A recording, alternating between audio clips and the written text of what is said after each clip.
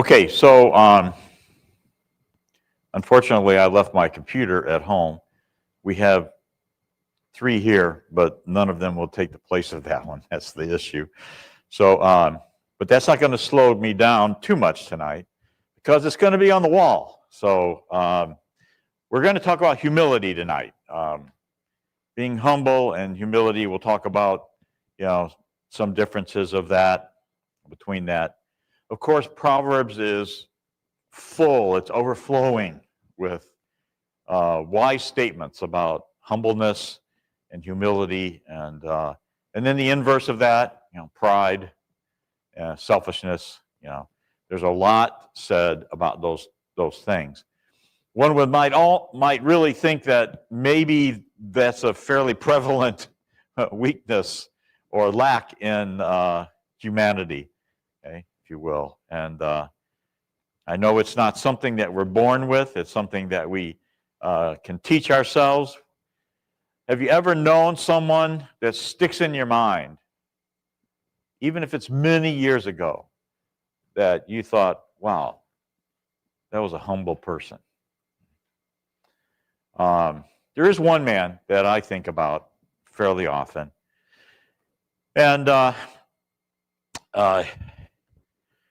don't know if, because I was young, I really didn't know him till I was 12 years old or so, okay? But his name was John. And he was a preacher in Joliet. I went with him one time. This was back when Florida College was fairly new, you'll see, on the scene. And his daughter was in choral group, and I went with him to go hear her sing in the choral group. And to this day, he sticks in my mind, and I will always remember him for that, a humble man. And because of that, he drew people drew people to him. He wasn't the greatest orator you've ever heard. He didn't, run up and down the pulpit up here, up and down, and be over energetic. But just being around him drew you to him, and I think that is a blessing, if you will. I think we are blessed if you have a humble spirit, so we're going to talk about that a little bit tonight. We're going to try to define humility, kind of one of our objectives. Kind of explain how humility contributes to our godly character, and we're going to talk about things like character and personality and things like that some tonight, okay? If you picked up a sheet in the back, the idea was to answer these kind of questions. There's, I think, 4 different categories, and that's sort of how I decided I would approach this idea of humility, because it is such a broad subject in Proverbs. Okay, I mean, I think I have a list of at least 60 verses, and that was not all of them. That just kind of would grab you. It's like, oh yeah, okay, that's powerful. It's always been interesting to me. In Numbers 12:3, we find that Moses was considered the most humble man to ever live. That's kind of an interesting thing to have attributed to you. Moses did a lot of things that I would consider to be brave. Okay, first time, never done before. Yes. Well, what's interesting about that passage in text in Numbers 12 is that we assume that Moses wrote that. Yeah, yeah. So Moses was the humblest man on the face of the earth. And he's saying, I have my own opinion about it, but he's saying that that's an interesting thing for humility. Yeah, it's either a lesson for us or not. Okay, but I do think that there might have been someone else involved in his mind. Okay, when he wrote that, but We just interject. It's possible that that was Joshua or took that opportunity in the text to say that. Mhm. And sometimes those kinds of things are put on the margin of different documents, and then they get incorporated into the document from other writers. Keep in mind that they did not have photocopy machines or digital copy methods. They did everything by hand, and so it's a different way of making texts. Sorry. No, very good. Thank you. I mean, it's always been interesting, right? And so I kind of wanted to talk about this in terms of these characteristics or categories, if you will. Strength of character. I think when we talk about humility, probably we more often think about what? Is it people? Is it how they act, behavior? How do we think about this? Because from a spiritual standpoint, what is humility? What is humbleness? Most often attributed to our relationship with God, right? We are to take a humble approach. In other words, we are to put him first and the second, right? But we also think about it in terms of, we all probably have known someone that liked to brag a lot, okay, about themselves and their adventures and their escapades and, and you never know most of the time, because they usually talk about things that happened so long ago you weren't even around when any of it happened. So you don't know. Did it happen? Not happen. But anyway, often that's where we go. But that's really not so much what we're going to talk about tonight. Because while some of what is referred to in Proverbs is to help us live, okay? In other words, don't act like this, act like this instead. Okay? It is really more kind of building a building block of principles, if you will, on how to live in a humble way, right? And ultimately, we are to be humble when we think of our relationship with God. And so, strength of character, I think, was one of the sections that I had listed there. And the question I ask is, what are the blessings that come through humility and the fear of the Lord? And I gave the verse for that that basically answers that question. But if you had written that in there, then you would have written an A, okay? That it was that section, okay, of answers that belonged in the strength of character. Let me make sure that I have the list here of what those are. Maybe you can tell me real quick. What did I have there? What was A? Okay. So that is what we want, right? But it's not riches in the way that we may think about it. Riches and honor in terms of our relationship with God, right? Okay. Let's look at the next one. Lack of character. So that's one thing you find in Proverbs. There's no small amount of instruction on what we might lack as humans, okay, in how we act, right? And so that would be, and as is usually the case on this machine, anything you put into a block, it'll be off. I forgot to run it back there to see. So lack of character. So there's a warning about pride. Pride goes before destruction. A haughty spirit before a fall, right? And, that's a saying I think we all have heard and we all have known. And it's interesting to me that when you think about the the lack of character that we might have, may lead us to miss points that are being made, right? Have you ever known someone who doesn't really get their audience? And so they don't really realize that what you're saying is not really being taken the way you might have thought, okay? And so pride, a prideful person really misses a lot, don't they? They miss a lot of points, a lot of the way they're being seen, the way they're being accepted, etc. Plus, God sees it as us really following an idol, right? Because generally, pride means you are following more often yourself, right? And you're trying to hold yourself up. And so he considers pride an idol. Character building, okay? And so some of these instructions from Proverbs help us be better, okay? Helps us build up our character in a spiritual way. And so when you look at this one, okay, I'm not sure what it's doing. Okay. Listening to counsel and receiving instruction is a way for us to build up our character, okay? Build our humility, if you will.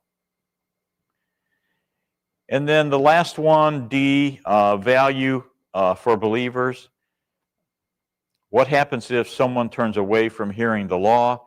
Proverbs 28:9 tells us that even that person's prayer is an abomination, becomes an abomination to God.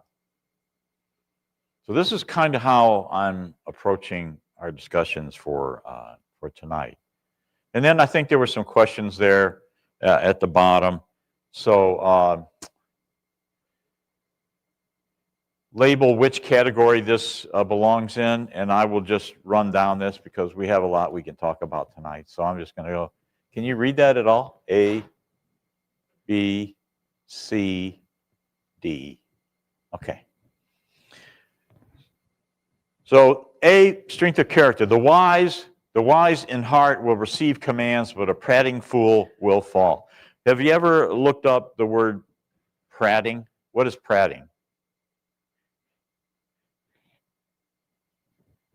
Does anyone know what prating is? That's just somebody who goes on and on and on and on. Okay? Talking incessantly. Okay?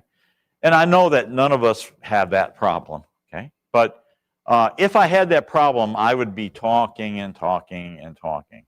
Okay? Instead of what? Listening, listening, listening, right? So that's the whole point there, right? And then 11:2, when pride comes, then comes shame, but with the humble in wisdom. Okay? And so when you think about this, when pride comes, how does shame come when pride overrides humility? Usually, the more prideful you are, the less likely whatever it is you're doing succeeds. Right? You tend to go beyond your ability to deliver. The humble person is going to be more introspective, but also going to include others more. Right? So instead of talking all the time, they're going to listen more, etc. Proverbs 10:17, he who keeps instruction in the way of life, but he who refuses correction goes astray. Once again, okay, keeping instruction means we have to listen to it and putting it into practice into our lives. Fear of the Lord, he who refuses correction goes astray. Now, that's probably one of the main issues that we find, okay, is that when we are not being humble or not approaching things with humility, we tend instead to ignore correction, right? And what's often the first reaction we have when somebody corrects us? Is it, oh, thank you so much for telling me that? And okay. Now, if you were about to step off a cliff, you would probably say different, right? But that's not how we usually accept correction or even help, okay, from someone else. And then the last verse, the fear of the Lord is the instruction of wisdom, and before honor is humility. I think when I think of this verse here, I do think of Jesus and his life, okay? Because we see that here on earth, he did not get glory, did he? They did not honor him as they should have.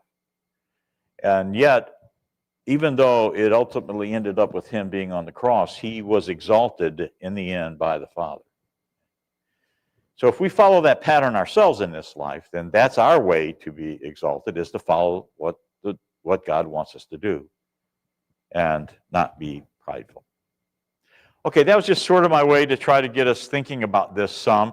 I wanted to kind of approach this a little differently, and I'm going to go through this case study tonight. And I want you to kind of help me determine what makes this, what's the moral dilemma in this case study. Now I'm going to read it real quick. Jordan, a respected project manager, and I was hoping that Jason was here. He must be teaching the class, okay? Because his ears would have perked up. Jordan, a respected project manager, faced a difficult choice when his team made an error that could delay an important contract. His supervisor urged him to hide the mistake to protect the company's reputation. Jordan wrestled with the decision. His pride tempted him to cover it up to preserve his image. After prayer and reflection on Philippians 2, 3, and 4, he chose humility and honesty, admitting the oversight to the client. Though it cost time and pride, the client respected his integrity. Jordan's humble obedience to God's truth not only restored trust, but strengthened his witness as a servant. Okay, let's go through this a little bit. The first thing that we see, the dilemma is that somebody wants him to hide a mistake they made, right? And one of the tenets of if you are a project management professionals and you have been certified, okay, one of the tenets in there is you would never do this. You would never hide something from a client that is hiring your services to run a project. Okay? Now, whether Jordan was that or not, I don't know. But this is a dilemma, isn't it? And sometimes we are asked to do this, aren't we? Do we have to tell them that this happened? And I've been in project management for 25 years. You almost routinely at some point in a project are asked to change something that would maybe hide something from the client, okay? So, being a human, his pride tempts him, right?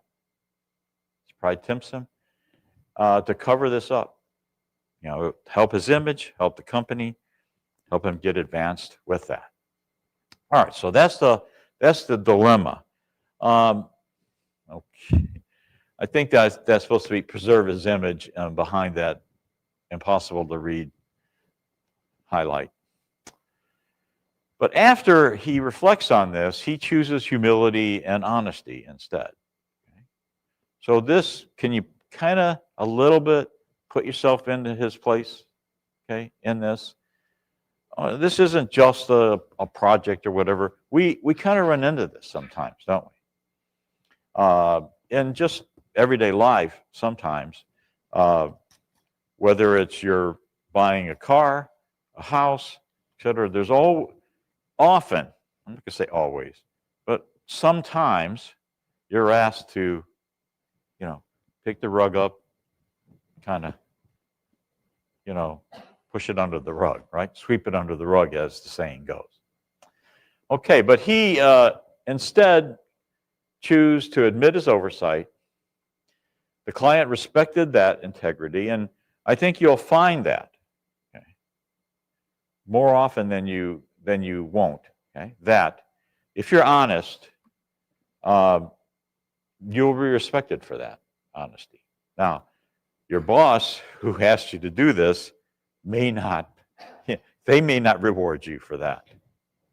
But we're trying to get rewards from a higher person than him, higher place. So Jordan's humbleness in this case, his obedience, strengthened him, I think, in front of the client, told management, you can't ask that of me. Right? Now, I don't know.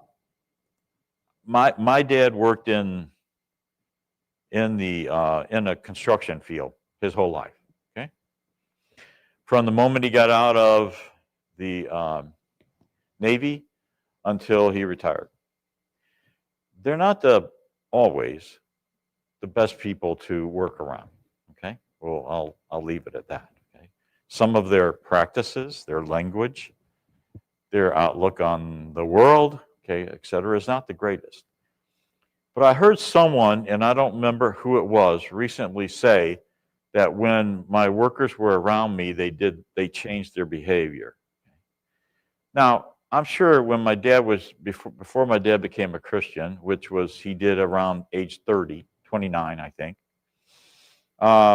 you know, he didn't go to church. He was not going to do that. But he didn't follow everything that they did anyway. But he was still one of the guys at that point. And it took a while. They had to see in him that he meant what he was saying before they changed. After that, he had more places to work than he could go to after that. Because people want someone that is honest, okay, to be there. And it cost him some jobs too. He walked off many jobs because he saw what they were doing was either not honest or not up to code or whatever. Okay. My point really is this: humbling ourselves, being humble, approaching things with humility and not prideful, will get respect. Okay. Or if they don't respect you, then that's no place for you to be anyway. Okay. And so I think that I just wanted to try this to see how that might play in your minds, okay? So what is this? What is the idea of humility or humbleness? Now, we talk about the person's character. We talk about personality. Have you ever heard someone say, that's just the way I am? Yeah. And I'm often questioning when someone says, I was drunk, I was mad, I was angry. Okay, and that is supposed to excuse whatever the behavior that comes after that. So character is about our beliefs and our values. Personality is about how we act or behave. You can see the connection to two. There is a difference, but you can see the connection between these two things, right? So character and personality both affect who we are, what people see, how we act, right? And how we interact with others. Is there a difference between humility and humbleness? Well, only basically, okay, that one is a noun, the other's an adjective. That's kind of, there is a difference between the two words, but that's kind of the difference. Humility is a noun. It names the quality or virtue of us, a virtue that we have, right? The virtue of being humble, right? An example, he showed great humility when he admitted his mistake. So it's a characteristic that we like to see in people that sometimes we back off from. It refers to a trait, okay, the mindset or condition, if you will, of having a lowly spirit before God and before others. It's what's involved when you put someone else ahead of yourself. Okay? Humility is what's happening when you do that. Okay. Now, humble is an adjective. It describes a person's attitude, their character. She is a humble person. I keep hitting the wrong key here. It tells what kind of person she is: modest, not proud, willing to learn, etc. And that's one of this, the first place we've seen this, but it's one of the key phrases that I saw when you look at what the behavior that we might call humbleness or humility involves, and that is a willingness to learn, a willingness to correct, be corrected, okay, change direction, etc. It takes a humble person to do that. Okay.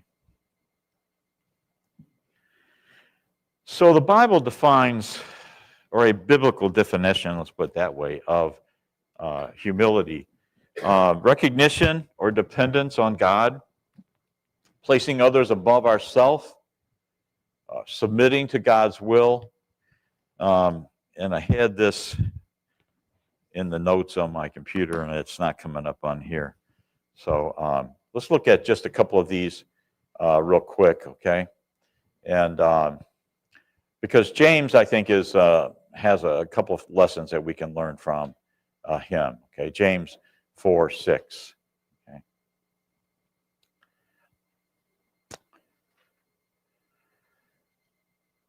Verse 6 says, "But he gives greater grace, therefore he," this is a CSB, "therefore he says, God resists the proud, but gives grace to the humble. Therefore submit to God, resist the devil, and he will flee from you."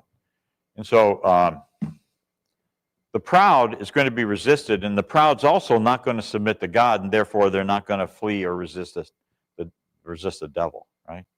And so we can see the strength that we can get from humbleness, okay? And then contrast that with pride. Pride elevates itself, resists correction. It leads to destruction. And there's a number of Proverbs verses that talk about this, but Proverbs 16:18 says, "Pride comes before destruction, and an arrogant spirit before the fall." And I think that we can see this because when you don't listen, then you can't be warned, right? Forewarned.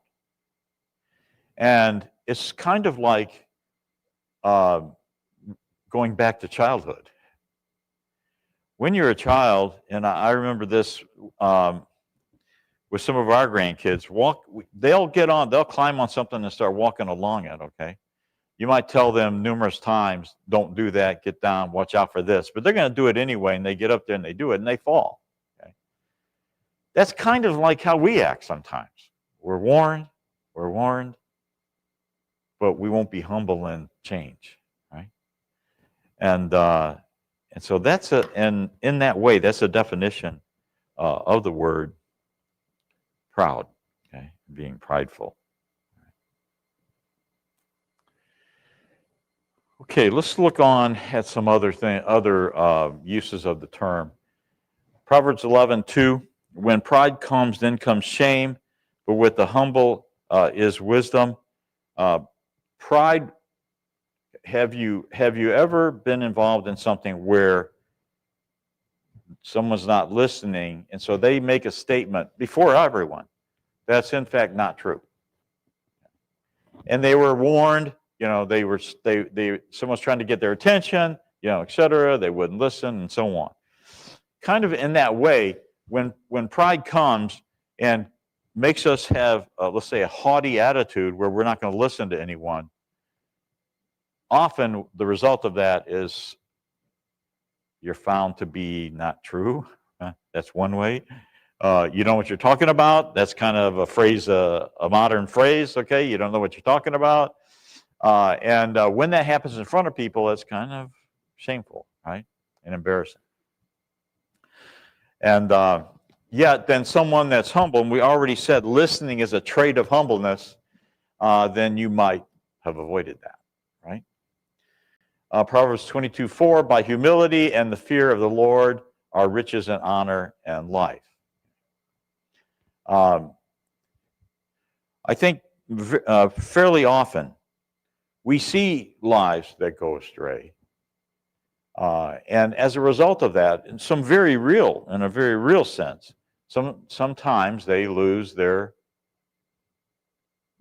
livelihood, honor, the life that they were living, okay? We as a nation, we love conspiracy theories. And so that's kind of spawned so many TV shows and all. But many times the point is that here's a person that was an upstanding person that's now the scoundrel of the neighborhood. Okay? And then they take you all the horrific steps, okay, that lead to that. But generally, usually,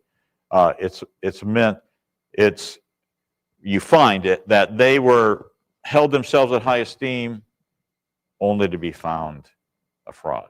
Right? Man's pride will bring him low, but the humble in spirit will retain honor. You kind of find that most of the positive statements made, and now this has got both a negative and a positive, fall in this area, this line. Okay, it's allowing ourselves to follow or do something with pride, which means what? Not listening, instead of being humble, which means to listen, right? And often that we find that is the case. Now, Jesus taught on this some. Matthew 23:12, he says, whoever exalts himself will be humbled, and whoever humbles himself will be exalted. If you look back over your life, you probably have seen some situations where the braggart, you eventually, and I call it, gets over their skis. If you're a skier in here, you know what that means. You get too far over your skis, you're going to go down. Okay? And that's often what happens. And the one who exalts himself, holds himself up, gets humbled. Okay? And someone else ends up coming in and taking over from them. But humbling ourselves before God, He will exalt us through our ability to see Him after resurrection. Now, Philippians 2 says Jesus' humility in serving others and obeying the Father. We see that's really what people noted about Him. And we almost see it as some people looking at Him, and that's a negative in their mind, because what were they looking for? A sword-carrying, army leading, Messiah, and that's not what He came. Yeah, He carried a sword, but it was words instead of steel, right?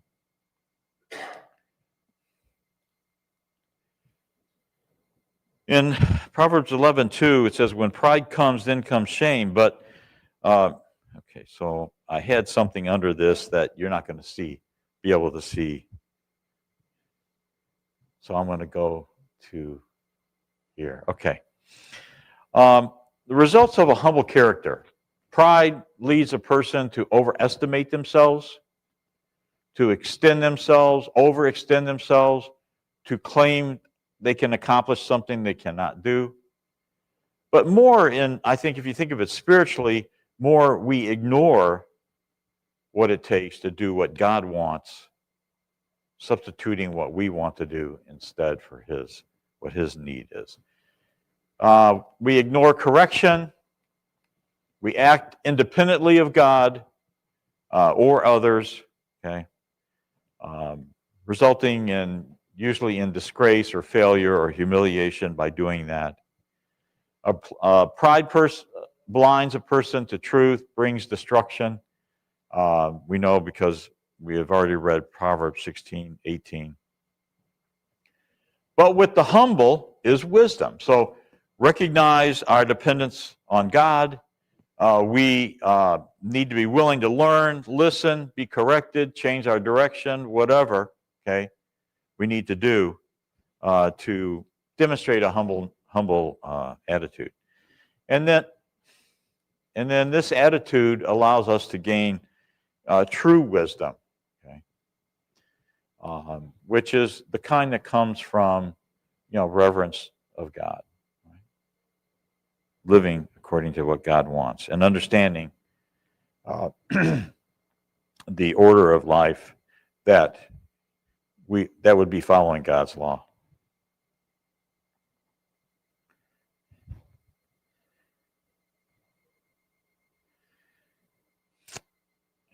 I'm going to go through a couple of these for time.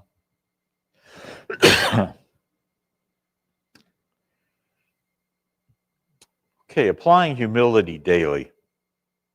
So how can we do that? When you look at Proverbs 19,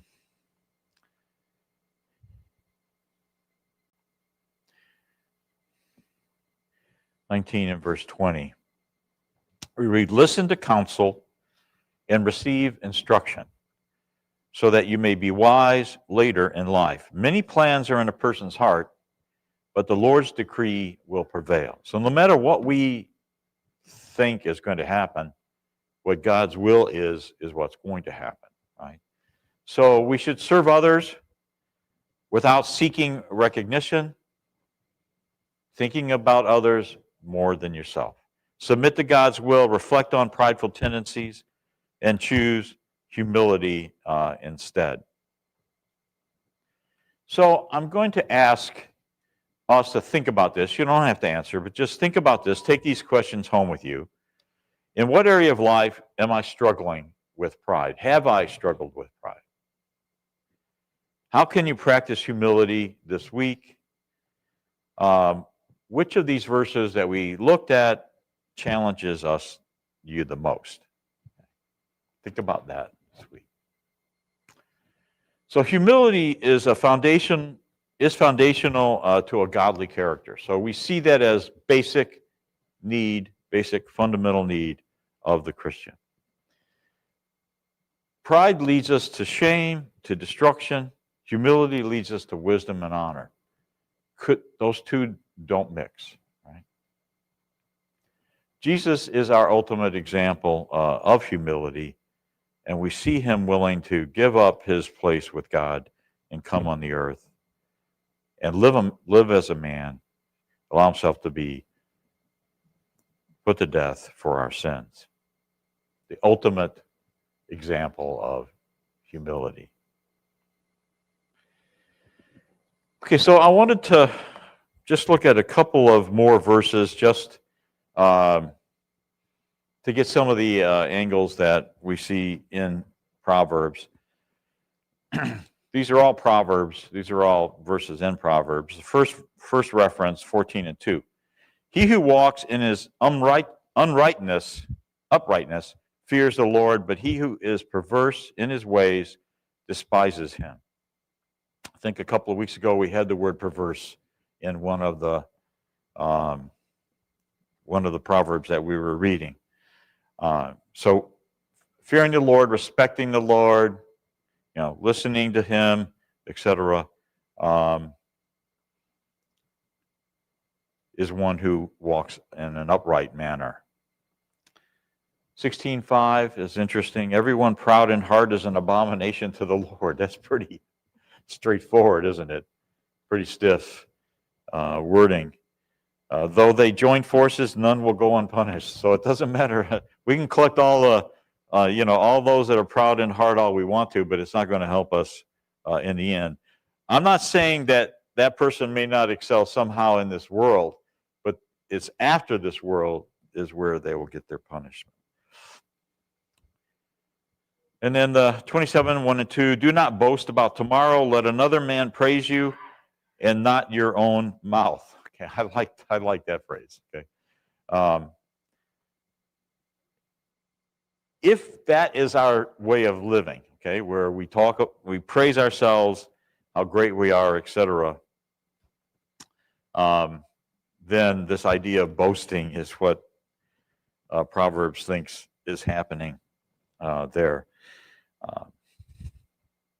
28:11, the rich man is wise in his own eyes, but the poor has understanding searches him out. And I think that's really important for us to remember. We do see, even in the New Testament, several examples where the rich are viewed as challenged, maybe even some evil, etc. And the poor is looking to somewhere else other than this world for their life, okay? And so they see with understanding, okay, this world and what's important. Sometimes when we have too much, we only look at what we have. Lack of character. So this is sort of the back end, the negative side of it. Okay. He who is greedy for gain troubles his own house, but he who hates bribes will live. Okay. I think greed is another form of pride, which is another form of an idol, right? 18:2, a fool has no delight in understanding, but in expressing his own heart. Okay? Very cutting, very powerful statement. 21:4, a haughty look, a proud heart, and the plowing of the wicked are sin. I wanted to find out what that looked like. What does haughty look like to you? Haughty. Yes, great word. Arrogant. And a proud heart is arrogance too. But the haughty look, you could just tell when someone is arrogant, okay, and is looking down on you. They're elite. You're not, okay?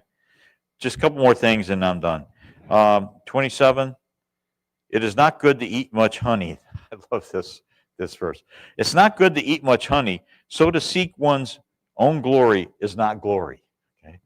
My guess is that there is a little bit of euphemism going on here in this. I like it. Okay, the idea of looking too much on the richiness of things. Okay, glorifying ourselves. Okay, is not glory at all. He who trusts his own heart is a fool, but whoever walks wisely will be delivered. All right. I mean, I really love Proverbs for their little pithy and direct and pointed and poignant statements that we can read there. And I'm going to stop there. And I can't remember what next week is, but I think I teach again in December. And so this was humble or humility. Okay. And I think my next one is honesty. But anyway, thank you.